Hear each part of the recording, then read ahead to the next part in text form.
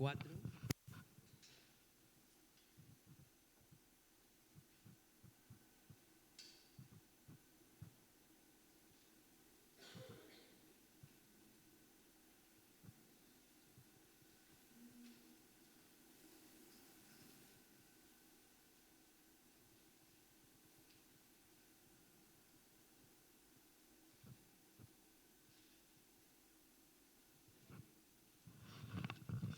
Voy a pedir a mi esposa que me ayude a poner en el ordenador la prédica. Yo me fui por otro lado ahí, lo puse en Word, pero no, creo que tiene que estar en un PDF. ¿Vale?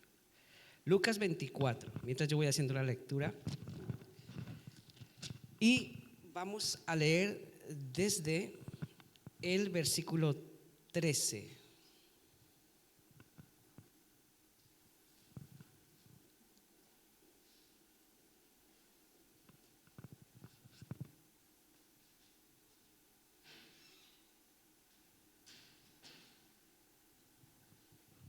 Lucas 24, 13. Dice la palabra de Dios allí. He aquí, dos de ellos iban el mismo día a una aldea llamada Emaús, que estaba a 60 estadios de Jerusalén. Iban hablando entre sí de todas aquellas cosas que habían acontecido. Sucedió que mientras hablaban y discutían entre sí, Jesús mismo se acercó y caminaba con ellos. Mas los ojos de ellos estaban velados para que no le conociesen.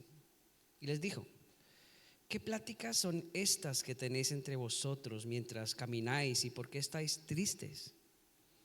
Respondiendo uno de ellos, que se llamaba Cleofas, le dijo: ¿eres tú el único forastero en Jerusalén que no ha sabido las cosas que en ella han acontecido en estos días? Entonces él les dijo: ¿qué cosas? Y ellos le dijeron: de Jesús Nazareno, que fue varón profeta, poderoso en obra y en palabra delante de Dios y de todo el pueblo, y cómo le entregaron los principales sacerdotes y nuestros gobernantes a sentencia de muerte y le crucificaron. Pero nosotros esperábamos que él era el que había de redimir a Israel, y ahora, además de todo esto, hoy es ya el tercer día que esto ha acontecido. Aunque también nos han asombrado unas mujeres de entre nosotros, las que antes del día fueron al sepulcro, y como no hallaron su cuerpo, vinieron diciendo que también había visto visión de ángeles, quienes dijeron que él vive. Y fueron algunos de los nuestros al sepulcro y hallaron así como las mujeres habían dicho, pero a él no lo vieron. Entonces Jesús les dijo: oh insensatos y tardos de corazón para creer todo lo que los profetas han dicho. ¿No era necesario que el Cristo padeciera estas cosas y que entrara en su gloria? Y comenzando desde Moisés y siguiendo por todos los profetas, les declaraba en todas las escrituras lo que de él decían. Llegaron a la aldea donde iban, y él hizo como que iba más lejos, mas ellos le obligaron a quedarse, diciendo: quédate con nosotros, porque se hace tarde y el día ya ha declinado. Entró pues a quedarse con ellos, y aconteció que estando sentado con ellos a la mesa, tomó el pan y lo bendijo y lo partió y les dijo, y les dio. Entonces les fueron abiertos los ojos y le reconocieron, mas él se desapareció de su vista. Y se decían el uno al otro: ¿no ardía nuestro corazón en nosotros mientras nos hablaba en el camino y cuando nos abría las escrituras? Y levantándose en la misma hora volvieron a Jerusalén y hallaron a los 11 reunidos y a los que estaban con ellos, que decían: ha resucitado el Señor verdaderamente y ha aparecido a Simón. Entonces ellos contaban las cosas que les habían acontecido en el camino y cómo le habían reconocido al partir el pan. El tema de hoy es corazones que arden. Corazones que arden. Y pensaba en el versículo 32 y se decían el uno al otro: ¿no ardía nuestro corazón en nosotros mientras nos hablaba en el camino? Y en esta mañana me gustaría que pensáramos en esta realidad. Si nuestro corazón realmente está ardiendo por Jesús después de 2000 años de su resurrección. La tradición hace que las cosas se vuelvan muy usuales, ¿cierto? Muy comunes. Cuando usted ve algo que se hace todas las veces igual, llega un momento en que eso pierde sustancia o pierde sabor, ¿sabes? Y lo notamos en el mundo tradicional, religioso, que parece que antes hay un tiempo como de bacanal, de desenfreno, de fiesta, y después como que se olvidan de eso y vamos a recogernos porque es la Semana Santa, ¿no? Y entonces están las mejores procesiones por la calle, los mejores vestidos, ajuares, la gente sale caminando y a mí se me ocurría hacer algo. Bueno, no se me ocurrió a mí, la verdad no, yo lo escuché más bien, no lo voy a hacer mío porque entonces sería robar derechos de autor. Decía, ¿qué tal si nos metemos entre la procesión y caminamos en contra de la procesión? Y después hacemos un reel que diga, esto es Chosen. ¿Se han visto Chosen cuando empiezan los pescaditos a salir y van en contra? Me pareció gracioso, pero no lo hicimos, no, eso era un irrespeto. Pero pensaba en la realidad de cómo se vuelve algo tan significativo, tan importante, tan íntimo, tan válido para nosotros, se convierte en algo popular, algo común. Y cuando yo encuentro en el Evangelio de Lucas esta narración, veo a dos hombres que están impresionados por el hecho de que todo este acto de muerte y de resurrección que había pasado en Jerusalén esos días es algo muy popular. Todo el mundo lo comenta, todo el mundo habla de la muerte de Jesús, de cómo padeció, de cómo lo entregaron a los principales sacerdotes. Ese es el comentario en esos 3 días. Pero ya pasado viernes, sábado, domingo, están en el tiempo de la resurrección. O sea, toda esa faena difícil del maestro ha pasado y están en el tiempo de la resurrección. Y estos dos que son también discípulos de Jesús van rumbo a Jerusalén. Dice que están ahí a unos 30 estadios de Jerusalén. Esos son más o menos unos 11 kilómetros. Y mientras ellos van, los caminantes de Maús hacia Jerusalén, hay un personaje que aparece entre ellos. Un personaje que para ellos es desconocido, porque Lucas recoge que les fueron velados sus ojos para que no le conociesen. Y en esa realidad están hablando. Es Jesús que aparece ahí, pero ellos no lo conocen.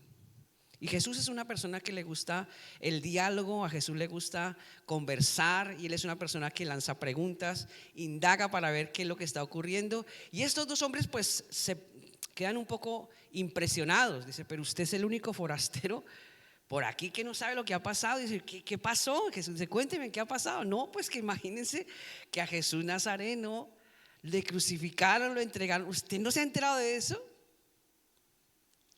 Claro que Jesús sí se había enterado de eso, él sabía lo que estaba aconteciendo. Pero algo que me llama la atención es cómo Jesús les llama a ellos, les convoca y les dice, bueno, después de que le cuentan toda esta situación, les dice, oiga, ¿ustedes por qué están tristes? ¿No le parece raro esa pregunta de Jesús? ¿Ustedes por qué están así de tristes? Claro, si ellos han escuchado, según el relato de los dos caminantes de Maús, que Jesús fue crucificado y que ellos cuentan, vinieron unas mujeres del sepulcro y otros que fueron y dicen que no lo vieron, y que la idea que tienen ellos o lo que están comentando es que Él ha resucitado. O sea, ellos sabían todo el contexto de la historia, no solamente la muerte, sino que ya habían escuchado de su resurrección. Y Jesús dice, y aún escuchando eso, ¿ustedes están tristes? Entonces Jesús, como es un conversador, un buen conversador, una buena persona que dialoga, dice que toma las escrituras desde Moisés, el Antiguo Testamento y los profetas, y comienza a hablarles todo lo que la Biblia de aquel momento decía acerca del Mesías, el Cristo. Y les llama, ustedes son insensatos y tardos para creer. Y pensaba en esta mañana, en esta realidad de este contexto, para quizás enfrentarnos a lo que la Biblia nos va a transmitir en esta mañana y pensar si quizás nosotros de alguna manera nos parecemos a los caminantes de Emaús. Así que vamos a tocar cuatro puntos aquí a la luz del Evangelio de Lucas acerca de cómo Jesús hoy sigue revelándose a nuestras vidas.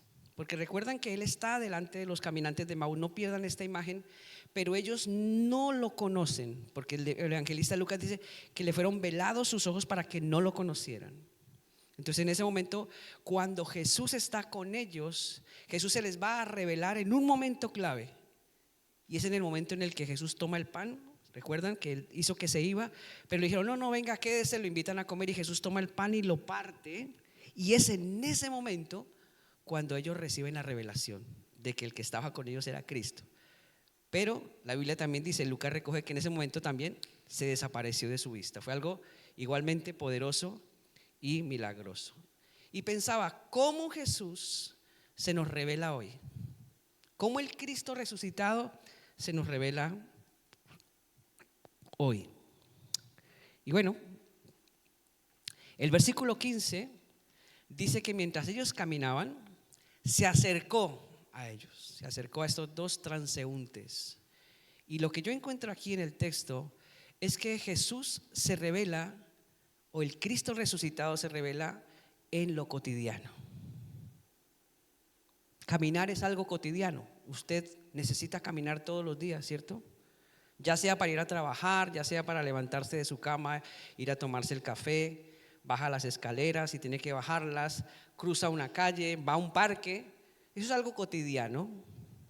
Los dos caminantes de Emaús van rumbo a Jerusalén y están en esa caminata, y en medio de esa caminata Jesús sale al encuentro, se hace presente.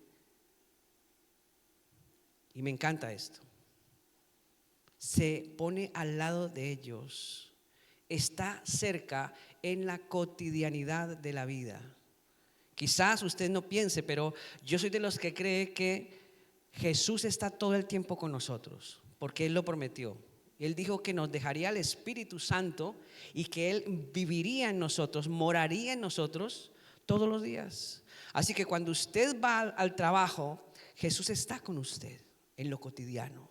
Cuando usted está en su casa, arreglando su casa, lavando la loza, poniendo la ropa en la lavadora, colgándola, qué sé yo, estudiando mismo, en esas cosas cotidianas Jesús también se revela. Jesús te acompaña. Cristo resucitado no ha desaparecido del entorno de nuestra vida. Él está cerca. Y pienso en esto porque cuando observo el texto, veo que ellos no se dan cuenta ya lo que está velando sus ojos. Y soñaba un poquito, decía, bueno, si Jesús está tan cerca, pero ¿y si no lo vemos o no lo identificamos? ¿Por qué será esto? Jesús resucitado está tan cerca que a veces cambia el aspecto. La Biblia dice que Él tenía otro aspecto y por eso no lo reconocieron. ¿Y cómo así que cambia el aspecto? Y déjenme aclarar este punto, porque a veces pensamos que Jesús de alguna manera como que o Dios se aparece de diferentes maneras y está en todas las religiones. Entonces vemos a Buda y entonces decimos Dios está en Buda. Vemos a Mahoma y decimos Dios está en Mahoma. Y entonces como que hacemos una mezcla, y todo vale. Entonces hay un dicho muy popular que dice todos los caminos conducen a Roma. Eso es mentira. Eso es un dicho popular. Pero la gente, en su afán de querer adaptar a Dios a toda religión, a todo grupo, entonces le ponen cualquier nombre: Buda, Mahoma, Confucio, llámelo como usted quiera. ¿Eso vale? No, no vale. Porque la Biblia dice que el Señor es uno. Dice, Dios es uno y fuera de Él no hay más. Así que, ¿cómo así que cambia en el aspecto? Vamos a leer Mateo 25, 35 al 40. Y ahí les voy a mostrar una realidad de cómo a veces Jesús está a nuestro lado y nosotros no le conocemos porque adopta otro aspecto, un aspecto que es muy, pero muy normal y natural. Dice, porque tuve hambre y me diste de comer, tuve sed y me diste de beber, fui forastero y me recogisteis, estuve desnudo y me cubristeis, enfermo y me visitasteis, en la cárcel y viniste a mí. Entonces los justos le responderán diciendo, Señor, ¿cuándo te vimos hambriento y te sustentamos? ¿O sediento y te dimos de beber? ¿O cuándo te vimos forastero y te recogimos? ¿O desnudo y te cubrimos? ¿O cuándo te vimos enfermo o en la cárcel y vinimos a ti? Y respondiendo el rey les dirá, de cierto os digo que en cuanto lo hicisteis a uno de estos mis hermanos más pequeños, a mí lo hicisteis. ¿Qué les parece este aspecto de Jesús? Una imagen que nosotros no contemplamos de nuestro Señor, ¿no? Los más desfavorecidos. Jesús dijo, cuando ustedes miran a ellos y se acercan, yo, el Cristo resucitado, estoy ahí.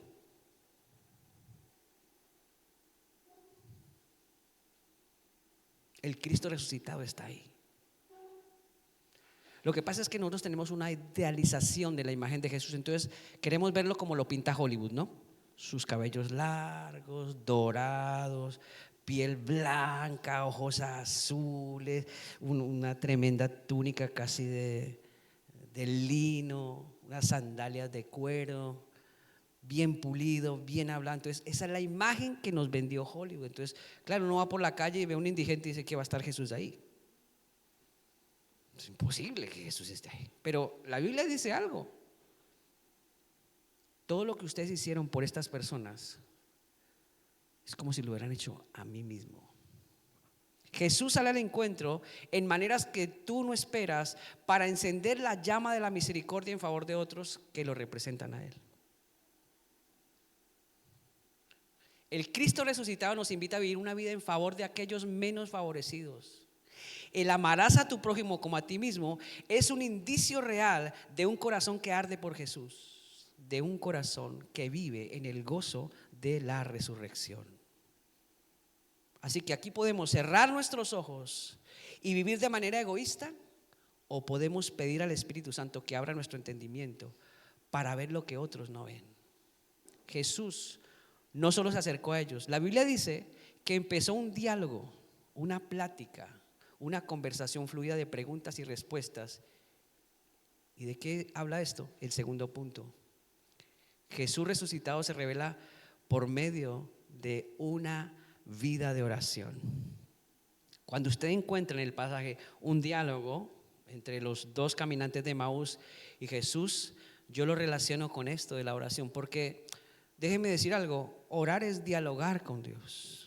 Tener una conversación con Dios. Cuando usted ora, pregúntese si está conversando con Dios o simplemente está hablando al aire o al viento. Usted se toma su tiempo para conversar con Dios y se toma su tiempo para que el Espíritu de Dios le hable mientras usted habla con Él. Pues hay una conversación fluida entre los caminantes de Emaús y Cristo. Todos sabemos que la oración es una conversación. Así lo hemos enseñado, ¿no? Orar es hablar con Dios. Yo lo he escuchado infinidad de veces en predicaciones y todos. Sí, orar es hablar con Dios, pero cuando oramos no hablamos con Dios. Sencillamente oramos, hablamos y le pedimos. Y eso parecemos una ametralladora ahí pidiendo. Y ya, yo ya terminé de orar, ahora me voy a hacer lo que estoy haciendo. Y Dios se queda, oiga, pero yo también quiero hablar. Claro. Pero lo dejamos a Él con la palabra en la boca. Señor, necesito que me ayudes, que me des dirección. Vale, te voy a dar oye, que te voy a dar dirección. Bueno, se fue. No le pude dar dirección. No se dejó ni hablar, no se dejó ni direccionar. Orar es un diálogo, hermanos. Un diálogo real que tenemos con Dios. Hablar con Dios nos pone en el plano de su voluntad. Cuando Él habla, Él nos endereza en su voluntad. Nosotros pedimos una cosa y Dios dice, vale, yo lo voy a enderezar porque yo sé cuál es el camino que a usted mejor le conviene. Yo sé como Dios que soy, sé que es lo mejor para usted. Entonces déjeme ayudarlo. Es lo que Dios quiere hacer cuando oramos con Él. Entramos en el plano de sus anhelos, de sus propósitos. Así que no se trata de hablar solo o a solas. Se trata de conversar. Dejar que Él hable, dejar que Él responda, dejar que Él aconseje, dejar que Él direccione. Y los caminantes de Emaús estaban en esa conversación. Y Jesús les preguntaba y ellos le respondían. Y cada vez la conversación se iba centrando más hacia donde Jesús los quería llevar. Y ellos empecinados en querer sacar de esa conversación provecho. Pero Jesús era muy paciente, muy comprensivo. Nuestro corazón comienza a arder por Jesús cuando nuestra vida de oración es intencional, es resuelta y es decidida. Nuestro corazón se apaga cuando dejamos de orar. Cuando tú dejas de conversar con Dios, conversar. Mira, muchas personas oran y se levantan y dicen, yo no siento nada. Pero ¿usted cuánto tiempo duró orando? No, yo duré 1 hora orando. Y en ese momento que usted oró orando, ¿usted pudo percibir en su espíritu algo? ¿Dios le hizo sentir algo? ¿Experimentó? No.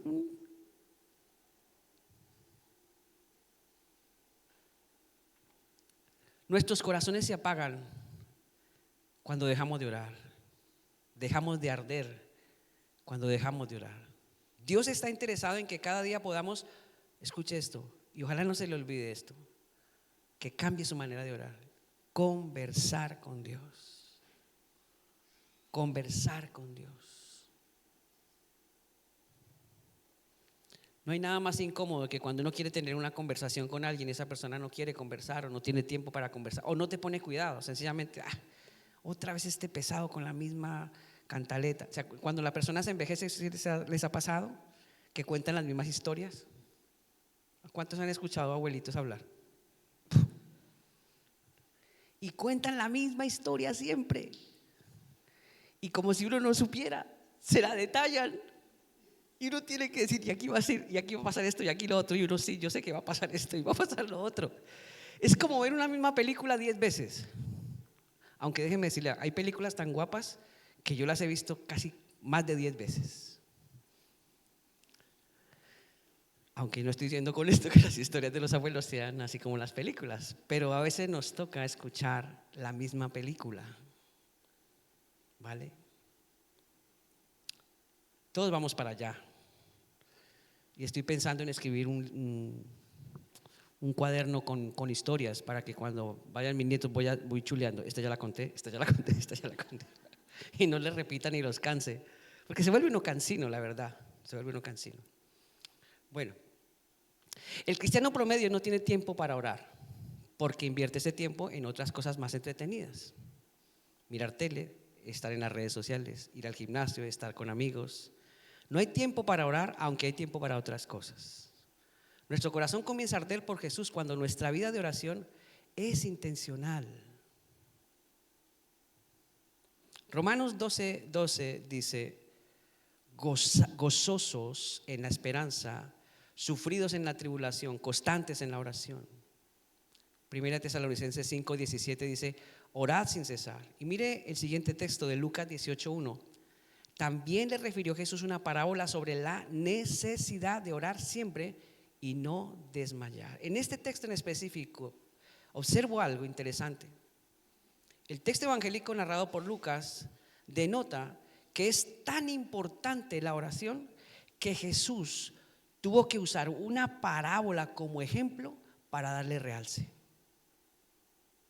Cuando algo era importante, Jesús no solamente lo compartía y lo comunicaba y lo predicaba, sino que extractaba parábolas, cosas de la vida real y cotidiana, para agrandar el ejemplo, para matizar, para que la gente lo comprendiese mejor.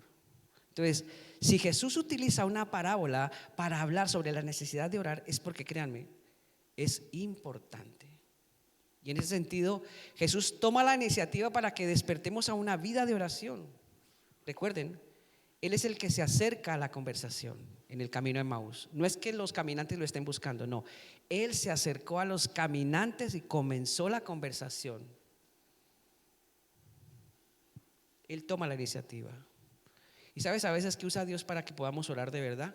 A ver, alguno que haya vivido eso.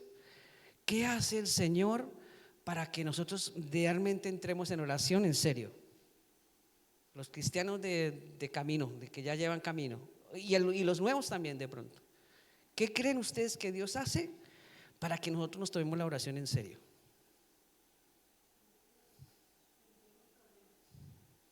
Mi papá está en el hospital, la van a operar y se puede morir. Ay, vamos a orar por él. Ahora sí, Señor, mi papá se va a morir. Y entonces ahí sí empezamos a llorar, a buscar, a ayunar, a hacer votos. Mire, Señor, si usted lo levanta, yo dentro del culto de cabeza.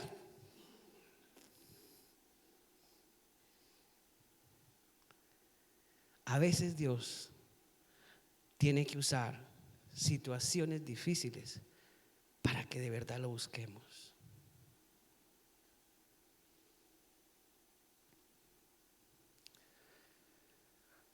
Y esto no debiera ser así. Y tú me dices, pastor, yo sé que tengo que orar. Los caminantes de Emaús sabían que Jesús había muerto y que Jesús había resucitado. ¿Y Jesús qué les dijo? Insensatos y tardos para creer. Y a veces somos así. Yo sé que tengo que orar, pero no creo que deba orar. Entonces somos tardos para creer que necesitamos conversar con Dios. No es suficiente con saber lo importante que es orar. Hay que creerlo de corazón para ponerlo por obra. Jesús toma la iniciativa para que despertemos a una vida de oración, y a veces usará circunstancias difíciles para que entremos en razón. Luego de ese diálogo, Jesús hace más y entramos a algo muy interesante. Lucas 24:27, y comenzando desde Moisés y siguiendo por todos los profetas, les declaraba en todas las escrituras lo que decían de él. Entonces Jesús resucitado se revela por medio de su palabra. Aquí se reveló literalmente. Jesús les dijo, bueno, vale, ustedes me están contando una historia que es real, que sí, que alguien que se llama Jesús murió, y me están contando que alguien fue a la tumba y que dicen que ha resucitado, pero déjenme decirles que yo también conozco esa historia. Pero no solo la conozco, se los voy a demostrar por la palabra de que esa historia tenía que pasar y que es real. Él tenía que morir, tenía que resucitar. Y empieza desde el Antiguo Testamento, Génesis, Éxodo, Levítico y Números, la ley, Moisés, ¿vale? Él escribe los 5 primeros libros, Génesis, Éxodo, Levítico, Números, Deuteronomio, fueron escritos por Moisés. Y luego empiezan los profetas, Isaías, Daniel, Ezequiel, hablaron del Mesías, de lo que iba a acontecer. Isaías es mucho más gráfico en el capítulo 53, ¿recuerdan? Mas el herido fue por nuestras rebeliones, molido por nuestros pecados, el castigo de nuestra paz fue sobre él, por su llaga fuimos nosotros curados. Entonces Jesús empieza a narrar por las escrituras lo que las escrituras decían, y ellos estarían así. ¿Y este forastero? Pues ¿cómo sabe de Biblia este hombre? Me imagino, ¿no? ¿Cómo sabe de Biblia? Los caminantes de Emaús notaron algo diferente mientras Jesús hablaba. Dice la escritura que sus corazones ¿qué? Ardían. Sus corazones ardían cuando Jesús les mostraba por la palabra lo que la Biblia decía de él. Vivir en la resurrección de Jesús nos recuerda que sus palabras son las que nos mantienen en continua devoción y esperanza. Sus palabras nos dan seguridad, sus palabras nos llenan de coraje para enfrentar el día a día.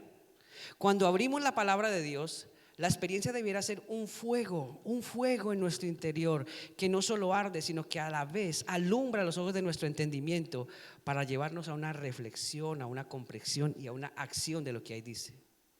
Eso es lo que hace que nuestras vidas sean realmente transformadas. Cuando nuestro corazón empieza a arder ante la lectura contemplativa, meditativa, profunda de las escrituras. No es leer por leer la Biblia, eso lo hace un niño de 5 años. Es sentarse delante de la palabra y hablar con el que la inspiró y decirle, Espíritu Santo, yo no quiero que esta lectura sea como si estuviera leyendo las noticias del periódico de ayer, sino que esta lectura profundice en mi corazón, revolucione mi mente y transforme mi vida. Debiera arder un fuego en nuestro corazón. Si Dios realmente nos habla cuando abrimos su palabra, entonces no podemos quedar indiferentes. Nuestros corazones, hermanos, y esto es real, deben arder. ¿Cuántos al leer un texto de la Escritura se han sentido conmovidos por la Escritura? ¿Cuántos al leer un texto de la Escritura Dios rompe el corazón y se pone a llorar por lo que lee? Eso solamente pasa en corazones que arden por Dios.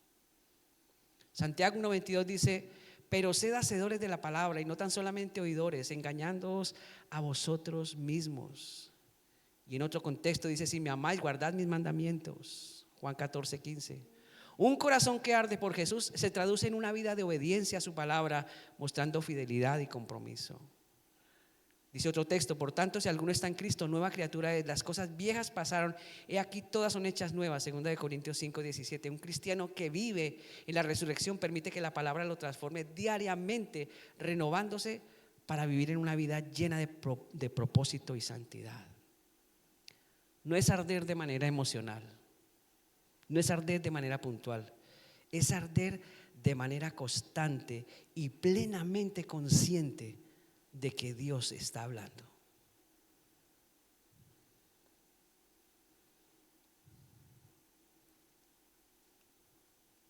Jesús resucitado, este es el cuarto punto, se revela en el partimiento del pan.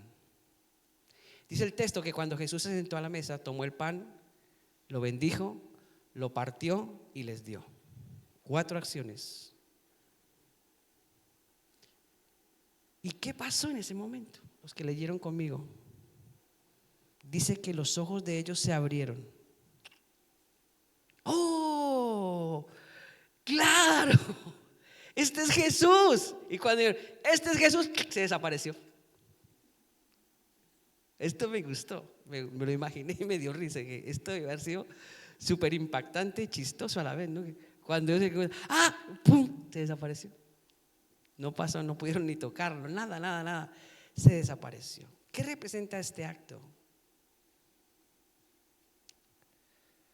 Era algo muy íntimo, recuerden, y era algo muy particular que solo ocurría en la mesa del Señor. El partimiento, el fraccionamiento del pan representaba un momento de comunión muy íntimo. Y el último momento trascendental en la vida de sus apóstoles fue justamente antes de ir a la cruz. Allí se sentó con ellos y ¿qué hizo? Partió el pan y les dio el vino.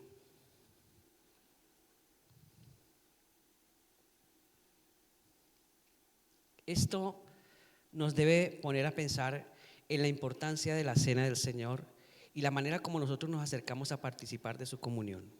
Muchos pueden ser como ellos, están ciegos. Es verdad. ¿Ustedes se acuerdan de un ciego entre los que participaron la noche antes de la muerte de Jesús? Un ciego. ¿Quién era? No, de los 12 apóstoles había uno que estaba ciego y participó. Judas. Judas estaba ciego y participó de la cena del Señor. El Señor no le dijo: Judas, no participé. No, el Señor le dijo: el que mete su mano en el plato, ese es el que me va a entregar. O sea que Judas estaba participando. Pero Jesús nunca le dijo: oiga, Judas, que no.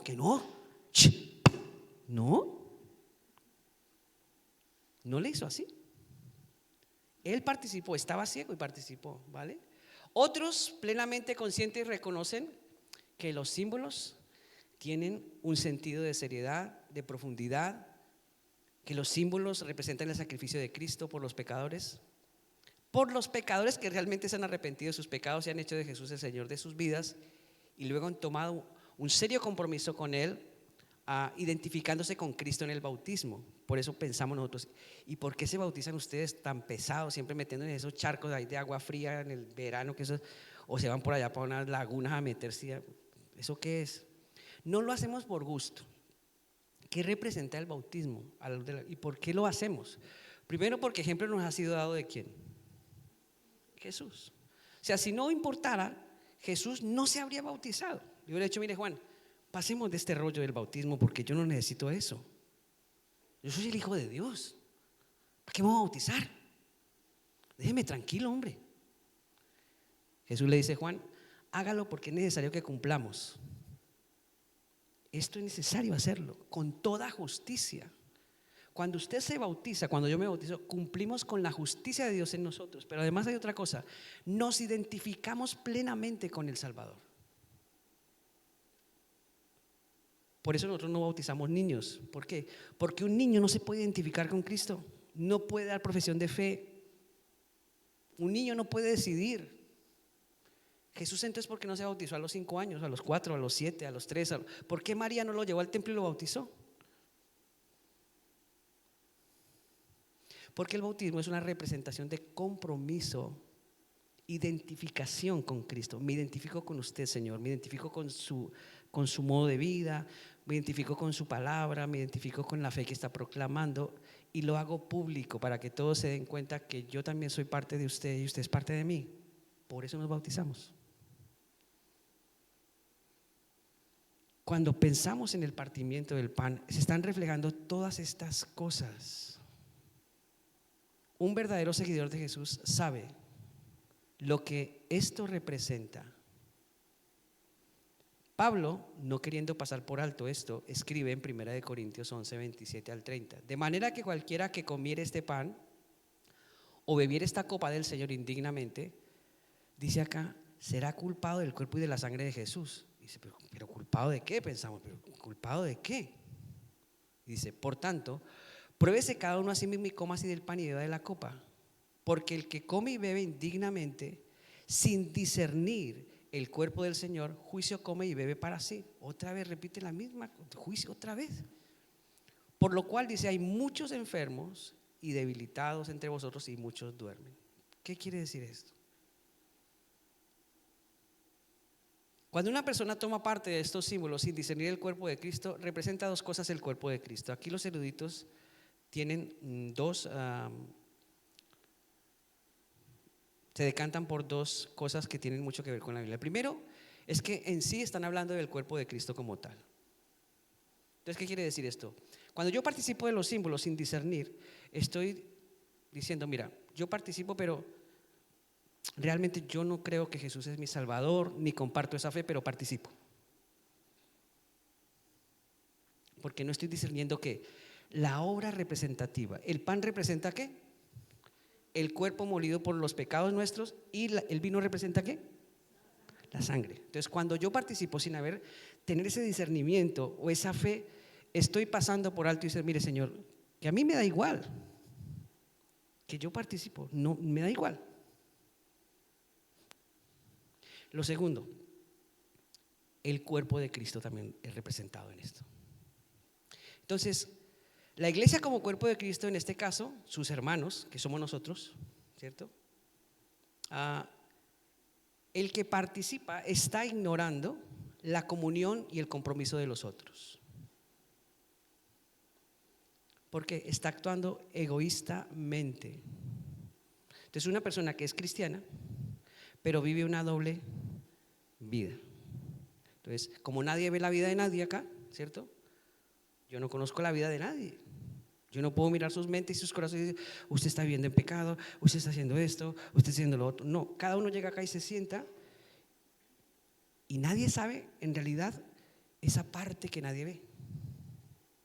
Entonces, cuando tomamos de la cena del Señor indignamente y pasamos con una doble vida o una doble moral, también incurrimos en pecado. Porque estamos pasando por alto la comunión real que el cuerpo de Cristo tiene. O sea, hay hermanos que realmente sí pueden estar viviendo en santidad y en consagración. Hay hermanos que sí pagan el precio. Hay hermanos que sí están metidos con Dios. Y esos hermanos son más dignos que aquellos que no toman la vida de Dios en serio y están con un pie en el mundo y con un pie en la iglesia. 1 Corintios 10, 20 y 21, ¿qué dice?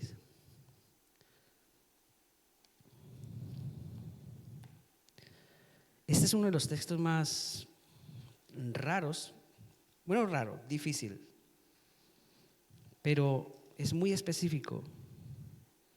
Dice, ¿no podéis beber la copa del Señor? Mire cómo dice Pablo, no podéis beber la copa del Señor y la copa de los demonios. Un pie en el mundo y un pie en la iglesia. Una doble moral. No, dice ahí. No podéis participar de la mesa del Señor y de la mesa de los demonios. Dice el versículo 22. ¿O provocaréis a celos al Señor? ¿Acaso somos más fuertes que Él? Es fuerte esto. Pero se da también. ¿Y por qué se da? Porque nadie conoce la vida de nadie. Conocemos lo que nos cuentan, pero nadie conoce la vida de nadie, ni se santifica, ni se viven como nadie. Entonces, ¿qué pasa? Cuando llega acá, Pablo dice, cuidado con esto, porque usted no está teniendo discernimiento con el cuerpo de Cristo y lo que está haciendo es comiendo juicio y bebiendo juicio para sí. Y aquí yo le doy gracias a Dios. Gracias a Dios por este inciso, porque sería injusto que yo pagara por otros, ¿cierto? Sería muy injusto que si yo soy un hombre de oración, un hombre de búsqueda, llega otro que vive en una doble moral, otro que ni siquiera le ha entregado su vida a Cristo, participa y dice, los castigo a todos por hacer. No podía hacer eso el Señor.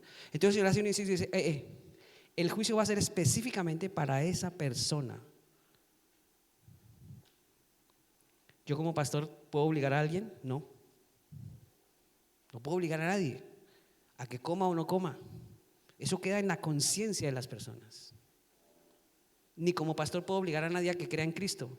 Yo le comparto mi fe en Jesús y si por el Espíritu esa persona llega a comprender, se entrega esa persona voluntariamente a Cristo. Así ocurren las cosas en Dios.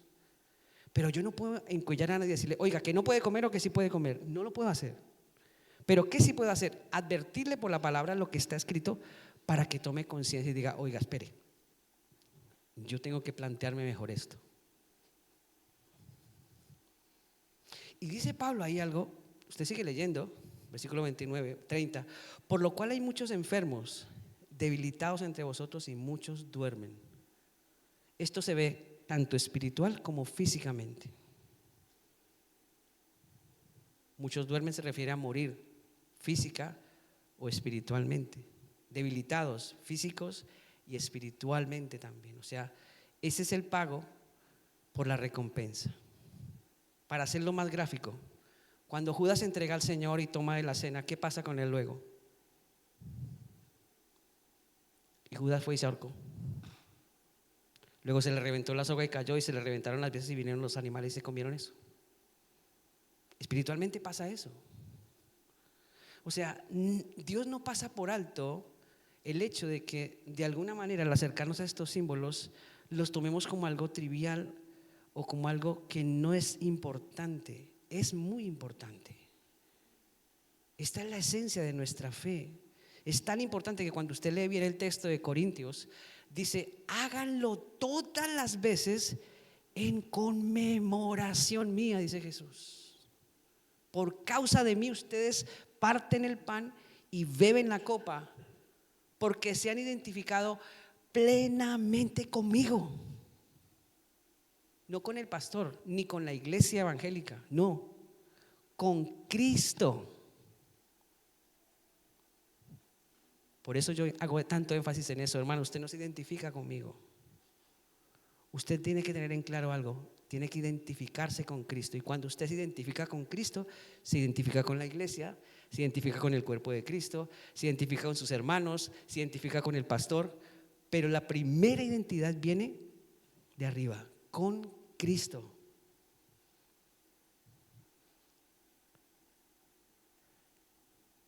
La revelación de Cristo resucitado a través de este símbolo nos recuerda que debemos permanecer en comunión y santidad hasta que Él venga por nosotros.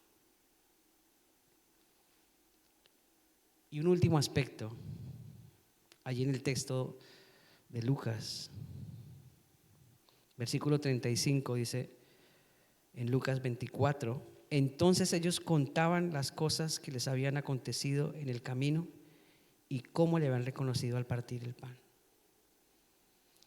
La revelación de Cristo crucificado y resucitado no nos deja estar en silencio. Si Cristo ha resucitado y tenemos esa revelación, nosotros vamos y contamos lo que Cristo ha hecho. Eso es lo que hicieron ellos. Contaron, dice acá, cómo le habían reconocido al partir el pan y todo lo que había acontecido. Ellos no se quedaron callados. Entonces, si entendemos que Jesús ha resucitado, nosotros no nos quedamos callados. Vamos y hablamos. Esa es una señal clara. Mire, si usted quiere saber plenamente si está identificado con Jesús, aparte de las cosas que le acabo de dar, esta es una plena señal también. Cuando usted no siente vergüenza de hablar de Jesús a quien sea. ¿Por qué? Porque usted sabe que esa persona, si no conoce a Jesús, se va a perder. Está bajo condenación. Dice, el que no cree, dice la Escritura, ya ha sido condenado. No dice será, sino ya está en un presente continuo. Ya ha sido condenado. Entonces, el Cristo resucitado nos hace ir y hablar y compartir nuestra fe en amor, no en condenación, en amor, en gracia, en favor. Dice Pablo, como si rogara el Espíritu por dentro hacia la persona. Es como Dios rogando a través nuestro: arrepiéntanse. Claro, esto nunca ha sido fácil. La gente, por naturaleza y por el espíritu de pecado que tienen en sus corazones, muchos rechazan, pero hay otros que son libres y conocen a Jesús. Entonces, ¿cómo saber quién y quién no es? Pues tenemos que arriesgarnos. Puede que el Señor ese día salve a uno por gracia a través nuestro, o puede que ese día se manifieste un diablo y no lo deje salvar. Eso no lo sabemos.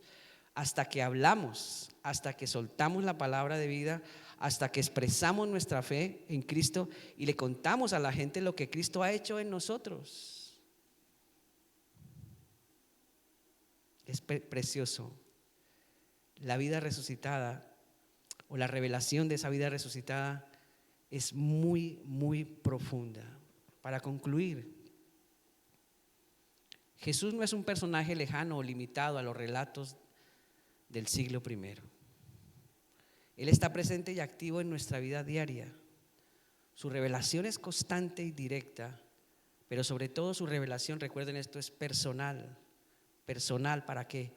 Para traer cambios profundos a nuestra vida. ¿Por qué se revela Cristo a nosotros? Para cambiarnos. Recuerden por qué viene Jesús: por una esposa o una iglesia sin mancha y sin arruga. Los que somos casados, ¿ustedes se acuerdan? Cuando nos casamos, nuestras esposas eran súper jovencitas. La mía era muy jovencita. Yo no me imaginaba a mis 20 años casándome con una mujer de 80 o de 90. ¿Cierto que no? No es lógico. Cuando Jesús venga por su iglesia, dice, quiere encontrar una iglesia sin mancha y sin arruga. Una iglesia ataviada. ¿Y sabes quién es la iglesia? Usted y yo. Por eso el Espíritu Santo es tan persuasivo con nosotros como iglesia. Hijitos, no pequen, santifíquense, busquen mi rostro, dejen lo que no conviene, no se dejen llevar por el mundo ni por las modas del mundo. Arrepiéntanse de sus pecados, vuélvanse a mí. El Espíritu Santo, con esa dulce ternura que tiene siempre, ¿por qué? Porque Él sabe que cuando Cristo venga, vendrá por una iglesia sin mancha y sin arruga, y así nos quiere encontrar el Señor, santos, sin mancha y sin arruga. Y eso es lo que enseña Pablo al final, hasta que Él venga, en 1 Corintios. Podemos seguir ciegos y tenerlo cerca, como le pasó a los caminantes de Maús. Eran 11 kilómetros caminando. Mire, yo he caminado, no sé cuántos kilómetros tiene la vuelta al charco aquí, a Proserpina. ¿5? ¿2? Yo he dado la vuelta a ese charco y me canso. Duró 3 horas o así caminando. Pero 11 kilómetros hablando, porque resulta que cuando Ellos llegan es que le invitan a su casa, están teniendo una charla, tenían para hablar todo el rato. Y hable, 11 kilómetros ahí, dele, hable. Y Jesús teniendo esa paciencia y tal. Cuando llegaron a la casa, dice que Jesús se hizo como que se iba por ahí, no, venga, quédese que ya está tarde.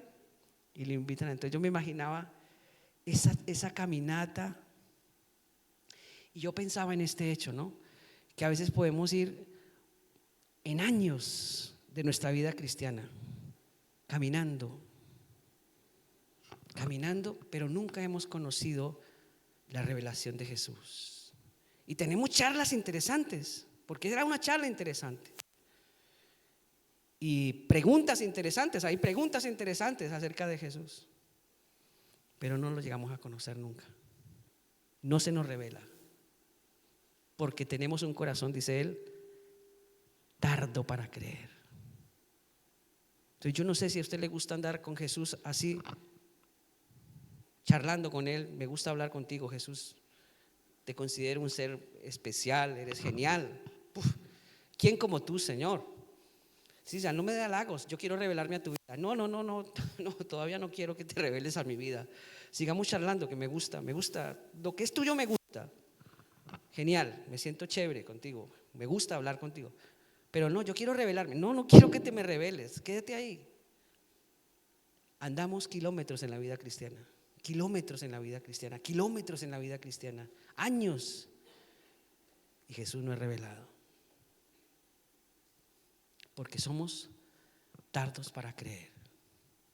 Podemos seguir ciegos o tenerlo cerca y pedir al Espíritu Santo que abra los ojos de nuestro entendimiento, como dice el texto, que cuando Él partió el pan, sus ojos fueron abiertos y Jesús, ¡pum! Cuando lo fueron a coger ya no había nada. ¿Por qué el Señor quiere revelarse a nosotros? Para conocerlo más profundamente, entrar en amistad real con Él y ser transformados. Lo que dice Juan 17, ¿no? Juan 15. Ya no llamaré siervos, sino amigos, porque el siervo no sabe lo que hace su Señor. Pero os he llamado amigos, porque todas las cosas que oí de mi Padre os las he dado a conocer. Por eso Él se revela a nosotros, para que entremos en una amistad genuina. Vamos a orar, pensando en esto, pensando en este día de resurrección. Y tú sales a la calle y ves fiesta. Yo todos los días, como yo vivo en el centro, ahí me despiertan las trompetas, los tambores, la gente. Yo pareciera que tuviera a la gente en mi salón, porque se escucha ahí en el salón. Dios mío, empezó la fiesta, digo yo. Digo, Elisa, venga, no desaprovechemos. Y entonces empiezo a bailar con ella. No, mentira, eso no lo hago. Pero sí es verdad que a veces hacemos de esto una tradición, cuando esto no es una tradición, esto es algo que tiene que ver con nuestra fe. Pablo dijo que si Jesús no hubiera resucitado, nosotros seríamos considerados como dignos de conmiseración, pobrecitos, esos cristianitos que piensan que Jesús resucitó. No, Jesús resucitó. Y esto hace que nuestra vida cristiana tenga un sentido profundo. Así que yo te invito a que en esta mañana tú puedas pensar cómo está tu relación con Jesús.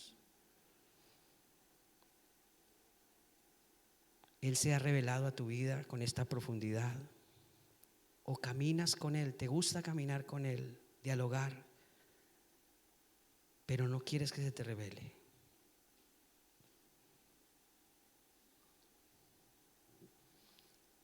¿Se revela el Señor a ti a través de la oración? ¿Arde tu corazón cuando oras? Hazte estas preguntas. ¿Arde tu corazón cuando lees la Biblia? ¿Cuando escuchas su voz? ¿Cuando oyes la palabra de Dios predicada el domingo? ¿Arde tu corazón o está tan duro que ya no siente nada? ¿Puedes ver a Jesús en los más necesitados? ¿Tu corazón se compadece? ¿Siente misericordia por aquellos que necesitan a Cristo, por aquellos que padecen necesidad? ¿Qué haces tú cuando ves a esas personas? ¿Qué haces tú cuando ves a tus amigos? Te ríes con ellos, compartes, pero sabes en el fondo de tu corazón que si no conocen a Jesús se van a perder. ¿Tú crees que esa es una verdadera amistad?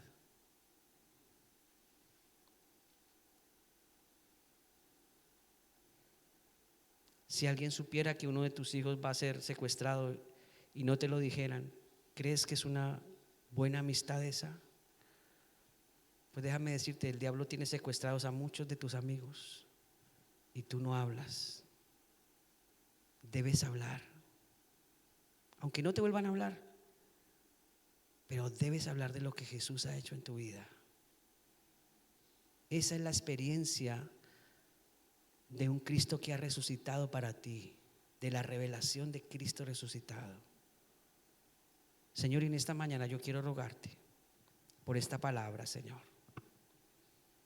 Quiero pedir por tu Espíritu que obres en nuestras vidas y en nuestros corazones.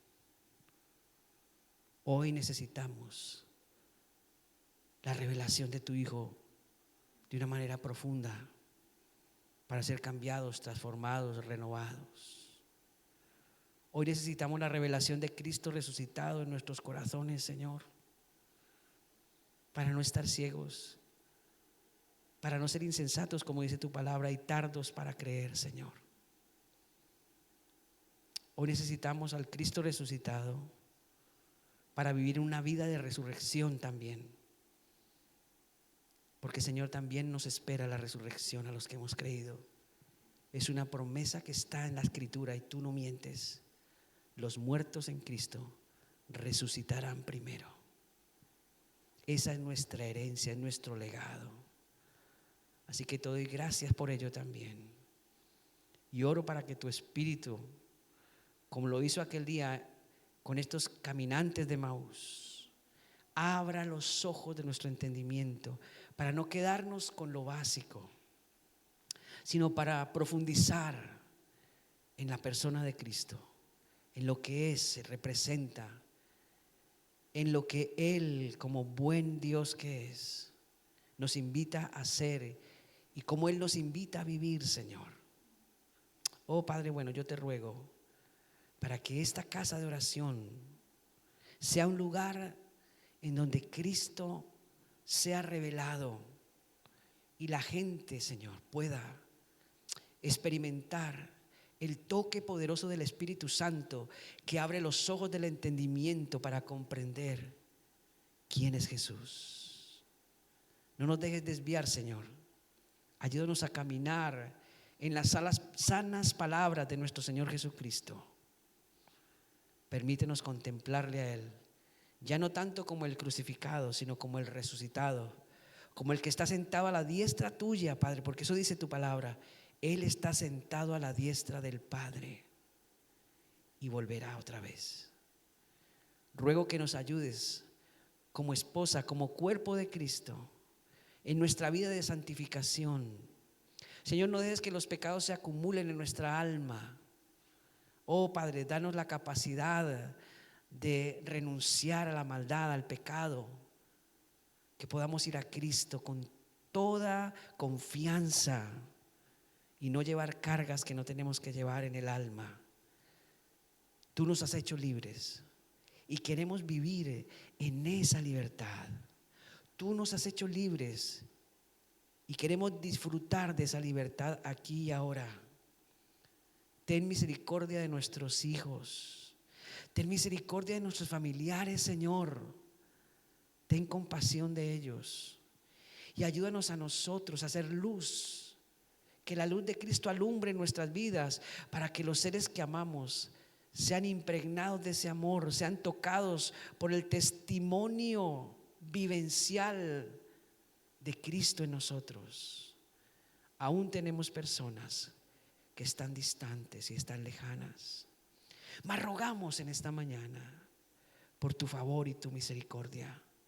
Tú que nos has alcanzado, tú que tuviste misericordia y compasión de nosotros, Señor, que revelaste a tu Hijo en nuestra vida, alcánzalos a ellos también. alcánzalos a ellos en tu amor y en tu misericordia. Que el Cristo resucitado nos dé coraje para hablar, valentía para exponer, para charlar, para compartir nuestra fe, sin miedo, sin vergüenza, con autoridad, con amor y con poder. Gracias, Señor, por tu palabra en Cristo Jesús. Amén.